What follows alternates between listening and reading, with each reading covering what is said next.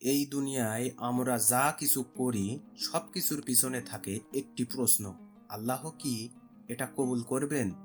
আর যদি হয় কুরবানি, এটা তো শুধু পশু জবাই নয়, এটা আত্মত্যাগের প্রতীক, তাকওয়ার নিদর্শন। কিন্তু যদি উপার্জনটাই হয় হারাম, যদি টাকাটা আসে গুনার পথে, তাহলে সেই কুরবানি কি কবুল হবে?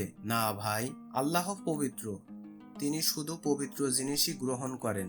তাহলে চলুন জেনে নিই যেসব টাকায় কুরবানি দিলে কুরবানি হবে না। প্রথমত, হারাম উপার্জন থেকে কুরবানি দিলে কুরবানি আল্লাহর দরবারে কবুল হবে না।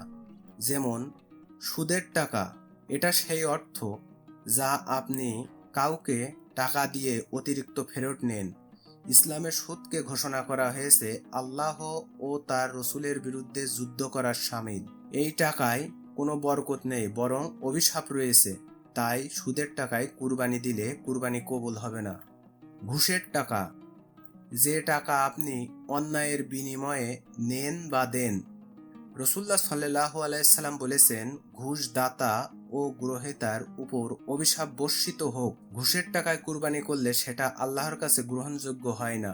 জুয়া খেলার টাকায়, কোনো প্রতিযোগিতা বা খেলার মাধ্যমে যেখানে হারলে আপনি হারেন আর জিতলে অন্যের টাকা পান, এটাই জুয়া। যেমন তাস খেলা, লুডো, বাজি, অনলাইন বেটিং বা লটারিতে টাকা জেতা, এই অর্থ হারাম ও নাপাক। এই টাকা দিয়ে কুরবানি মানে গুনাহ দিয়ে ইবাদত করার চেষ্টা, যা ইসলামে সম্পূর্ণ নিষেধ। চুরি করা টাকা, যদি আপনি অন্যের মাল জোর করে নিয়ে নেন বা চুপিসারে কারোর জিনিস হাতিয়ে নেন, সেই অর্থ দিয়ে কুরবানি করলে আপনার কুরবানি কবুল হবে না। নবী করিম সাল্লাল্লাহু আলাইহি সাল্লাম বলেছেন, যে ব্যক্তি অন্যের হক মেরে কুরবানি করবে তার কোনো অংশই আল্লাহর কাছে পৌঁছায় না। কারো পাওনা টাকা রেখে কুরবানি করা, আপনি ঋণগ্রস্ত, অন্যের টাকা ফেরত দেননি, তবু বড় বড় গরু কিনে কুরবানি করছেন, এটা একটা দায়িত্বহীনতা। তাই ঋণগ্রস্ত থেকে কুরবানি করলে কুরবানি কবুল হবে না। প্রতারণা বা চুক্তি ভঙ্গ করে উপার্জিত অর্থ, কোনো কাজের টাকা মেরে খাওয়া, ভণ্ডামি করে টাকা উপার্জন, এইসব টাকা দিয়ে কুরবানি করা মানে আল্লাহর সামনে গুনার পসরা পেশ করা। তাই প্রতারণার টাকা দিয়ে কুরবানি করলে আপনার কুরবানি কবুল হবে না।